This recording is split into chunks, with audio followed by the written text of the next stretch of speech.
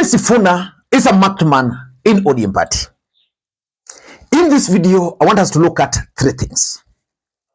The first thing I want us to look at is why Edwin Sifuna is a marked man in ODM Party. The second thing I want us to look at is whether Raila Odinga is behind Edwin Sifuna's tribulations in the party. And lastly, we are going to look at whether Edwin Sifuna will be able to survive the political storm he is currently facing in ODM Party. Yesterday, there was this story in the Daily Nation. Why Edwin Sifuna is a marked man as ODM pro-Ruto camp revive ghosts of ousted top officials. The ghosts of ousted top officials include Ababu Namwamba, Magaret Langat, and several others. Let me just take you through 3 or 4 paragraphs of this article because it's going to form the basis of this analysis. When President Ruto attended a Sunday church service in Nairobi last week, a majority of Orange Democratic Movement leaders took turns to praise him and rebuke some of their party colleagues' anti-government stance. Unbeknown to many, the leaders had spent the previous day sharply divided on whether or not to attend the church service. ODM Secretary General Edwin Sifuna was among those who said the opposition party's politicians should keep off. I think that's very clear. Nation has learned that it was not until the last minute that a senior party official called, questioning Mr. Sifuna's allegiance to ODM's ideals and urging the leaders to accompany President Ruto to the church event at United Pentecostal Church. I don't know who this senior party official is because apparently it's very powerful. I don't know. It proceeds here. The questioning and previous utterances by the Nairobi senator is now at the center of a storm, as some ODM leaders now say their Secretary General is a marked man for going against the party position. So the truth of the matter is that ODM Party is currently facing one of its major tests, and the 2 camps have clearly emerged. And Edwin Sifuna is in one of the camps. But surprisingly, the camp where Edwin Sifuna is the one which resonates so well with the people. And Edwin Sifuna is being accused of attacking the president. And if you've been following Edwin Sifuna, whenever he's attending interviews, Kenyans are always ready to spend their time to listen to him. Those comments are coming from a place of fear. Now they're afraid that time has run out. They know the government is extremely unpopular. They can't see anything in the horizon that they can do to reverse the fortunes of the government in 2027. They are speaking from a place of fear. It is only an animal that is afraid, that wants to attack people and threaten people, and it's showing its teeth, our claws. Oh, so we will do this, we will bring back 24 years. In which country? This is not 1980. This is not 1980. Ukianguka kura, unaanguka tu kura unaenda nyumbani. Hakuna mahali utakatalia. Unakatalia wapi? This is not 2007, my friend. This is not 2007 where somebody can actually lose elections and impose themselves on the people. Ukianguka kura nyumbani. So mtu asitutishe hapa ati you will go and reinvent the 24-year presidency. There's nothing like that.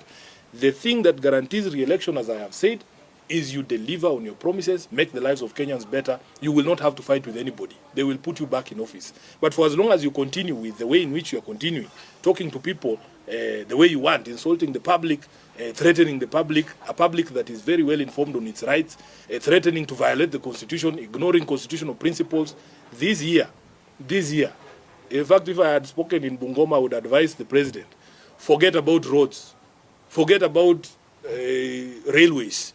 We need the software of this country to be reinstalled. That is the problem. It won't matter if you are telling us you are making us good roads so that our parents can zoom on those roads between police stations looking for their children and going to mortuaries. Then we don't need those roads. If the roads are for us to travel freely as we look amongst bodies in mortuaries to look for our young ones, our loved ones, we don't need those roads. What we need is Can you guarantee us the values in Article 10 will be respected by the government? Can you guarantee that the life of Kenyans will not be interfered with the way it is being interfered with? There are loved ones who spent Christmas without their kids.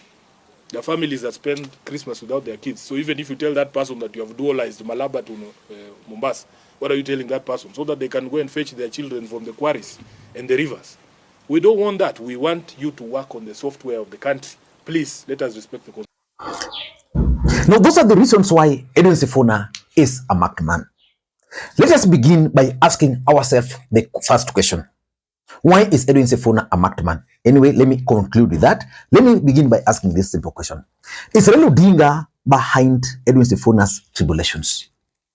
Do you think Raila Odinga is behind it? As I wait for your answer, for those who are watching this channel for the first time, please take a second or two, click for the subscribe button so that next time we produce a video like this, YouTube will automatically notify you. And to the subscribers, I want to continue thanking you guys for your continued support, because without that support, this channel cannot be where it is. Ladies and gentlemen, is Raila Odinga behind Edwin Sifuna's tribulations? For me, what I know and how I understand Raila Odinga might not be directly behind it. There's a camp in ODM Party. But this camp will only prevail if they will prevail over Raila Odinga. What I know for sure is that Raila Odinga currently is also conflicted. He's running for the AU and is still under a lot of pressure to come back and contest for the presidency in 2027. Because those who are advising Raila Odinga to contest believe that 2027 presents the best chance for Raila Odinga. So Raila Odinga might be on the side of Edwin Sifuna and also on the side of this other camp. I don't want to rule out that possibility, because there's a chance that Raila Odinga is actually multi-belting. Is signing Edwin Sifuna to say this, just like Edwin Sifuna stated clearly in his presence. Walinyang'anya pesa vice chair yuko hapa, they lost over 100 million shillings from their budget because of standing up and saying they condemn abductions. Mheshimiwa Raila Odinga, wewe sahi ulisema unaenda kutafuta kiti ya AU. And as your Secretary General, there are instructions you left to me. I don't know if ODM has more than one Secretary General. I am the only one. You told me that we must retain the identity of the political party called ODM as a beacon of hope for Kenyans, chama ambacho kitasimama na haki kila siku, mvua ije ama jua ije. Hiyo ndio instructions uliwachia. Baba, nataka niseme kama katibu wako, ukienda AU upate ukose, mimi nitakurudishia chama chako jinsi ambavyo uliniwachia. Wanasema baba, saa hii tukiona unafiki ambao uko kwa serikali, wanasema wachukue hata watoto ya watu wanawashika, hawawaleti kotini, wanapotelea huko, abductions zinazidi, ati SG wako anyamaze kwa sababu nitakuharibia kura ya AU. Baba, watoto wamefungua shule saini wiki mbili. Serikali kuu haijatuma pesa ya capitation, wananiambia Sifuna nyamaza, unaharibia baba kura ya AU.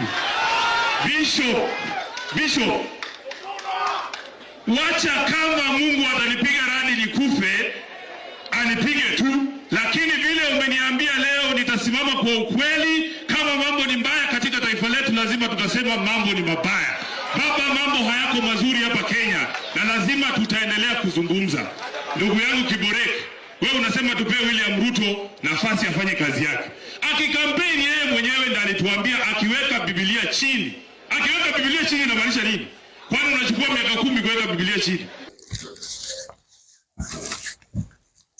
But will Edwin Sifuna survive? Another critical question. The survival of Edwin Sifuna.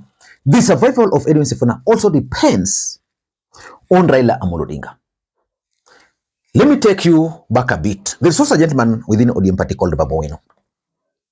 Babu Owino and Edwin Sifuna are currently some of the most popular politicians within ODM Party as we speak. Why is it that the two of them are being targeted? Because Babu Owino is also marked. Can Babu Owino survive? Can Edwin Sifuna survive? For me, their survival will also depend on other factors. But the main factor is whether Raila Odinga is on their side. Ladies and gentlemen, these are the reasons why Edwin Sifuna is a marked man. and spare like 5 minutes just to listen to them. Number one, there is the Raila Odinga succession politics, both in the Luo nation and at the national level. Let me begin by looking at the national level. At the national level, several camps have emerged. There is the young Turks, there's the old guards. And apart from that, there are also those who are now in government. Someone like Opiyo Wandayi, for example, wants to succeed Raila Odinga. If you've been listening to him, he's one of the sycophants Edwin Sifuna was referring to. Who is Edwin Sifuna aligned to? Edwin Sifuna is aligned to James Orengo. James Orengo wants to succeed Raila Odinga. There is no way Orengo can succeed Raila Odinga and Wandayi succeeds Raila Odinga. Only one of them. So which means they'll have to fight. When you come to Luo Nyanza, again, there is also that fight. That ODM party, especially the position of the Secretary General, should belong to a Luo. Backward politics. There are people who believe that the Secretary General of the party, in case Raila Odinga is going out, must be a Luo. These are people who are not comfortable. These are the people who are not comfortable with Edwin Sifuna's continued stay as the party's Secretary General. Because they know that if Edwin Sifuna were to continue staying as the ODM Secretary General and Raila Odinga exits the political scene, probably their influence within the party is going to reduce. And that's why Edwin Sifuna is being fought. Whether they are going to succeed, I still can't tell as at now. Number two is the 2027 politics. Let us also look at it from Edwin Sifuna's personal interest. Politics, I've always told you, has two constants: the interest and the betrayal. If you've been studying Raila Odinga, who do you think Raila Odinga is likely to support as the governor for Nairobi? Let me give you a hint. Johnson Sakaja. I don't know what Johnson Sakaja is giving Raila Odinga, but there's high chance. And that's why even Babu Owino is uncomfortable being in ODM party. Because Babu Owino wants to become the governor. But he has realized that Raila Odinga is leaning more towards Johnson Sakaja. But how is the Nairobi gubernatorial politics related to Edwin Sifuna? This way, let me explain. Johnson Sakaja is a UDA governor, a close ally of William Samoei Arap Ruto. He's a sitting governor, which means if ODM were to enter into some agreement, working relationship with the UDA party, the fact that they have the governor of Nairobi would mean that the chance of that position being negotiated to remain in UDA are going to be very high. Sakaja is a Kalenjin who projects himself as a lawyer. There is no way you can have a lawyer governor and a lawyer senator on the same party or the same coalition. So the fear Sifuna has is that he might actually be told or he might be sacrificed for the sake of Sakaja. And therefore, according to what some sources have told me, Sifuna is fighting this coalition, this broad-based government, so that it doesn't work, so that Nairobi will have an ODM gubernatorial candidate. That's number two. Number three, there is also the fight about the control of ODM party, especially post Raila Odinga. Who is going to control ODM party? The Secretary General of ODM party is a very powerful person. He signs most of the documents. He signs the certificate. So this other camp have realized that if they joke and they let Edwin Sifuna stay, then they might be punished in the absence of Raila Odinga. Yeah? So let's just wait and see. And importantly, which is my fourth point, is that Edwin Sifuna is currently resonating so well with the people, the ODM masses. He's the guy currently. Do you think the other camp are comfortable with that? They can't be comfortable with that arrangement. Why? Because as long as Edwin Sifuna is very popular, whatever he says, the people will listen to. And if he tells them that this broad-based government is bad, that's what the people will buy. And therefore, Edwin Sifuna becomes very powerful, very, very popular, but them, very unpopular. And lastly, Edwin Sifuna is also a victim of the young Turks versus the old guard war within ODM Party. So it's going to take a lot of wisdom for Raila Odinga to navigate this. For Edwin Sifuna, I think he's in the right trajectory. Unless Raila Odinga will tell him otherwise, he must continue pushing for the ideals of ODM Party. And the ideals of ODM Party are very clear and is stated them was it in Bond or Siaya, right in the presence of Raila Odinga. Ladies and gentlemen, until next time, this is Lee Makwiny. By the way, I'll be in Homa Bay, Takawiri, today, then I'll come back.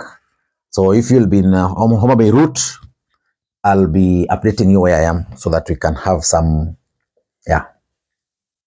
Bye-bye.